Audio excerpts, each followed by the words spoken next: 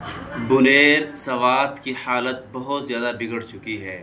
عجیب و غریب خبریں سننے کو مل رہی ہیں۔ رات ایک خبر پڑھی کہ ایک خاندان کے 30 افراد سیلابی ریلے کی نظر ہو گئے، صرف ایک چھوٹا سا بچہ اس خاندان سے بچا۔ ایک خبر ملی کہ ملیشیا سے کسی جامعہ میں ایک کال آئی اور کال پر کہنے لگے میں فلاں بچی کا ماموں بات کر رہا ہوں، اس کا خاندان سارے کا سارا سیلابی ریلے کی نظر ہو گیا ہے، آئندہ ہفتے ہم آئیں گے اور اس بچے کو آپ سے ہم لے جائیں گے۔ تو اس طرح کی بہت سارے واقعات سنے، پڑھے، خبریں سنی، دل دکھا، غمگین ہوا۔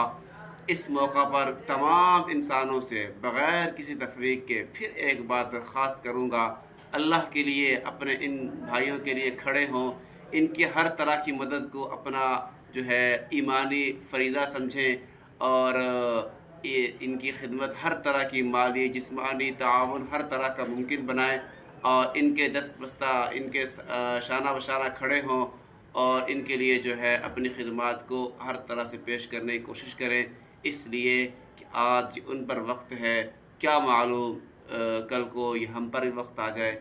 اس لیے ان کا دکھ اپنا ذاتی دکھ سمجھیں اور ان کے دکھ میں ہر طرح سے شریک ہونے کی کوشش کریں۔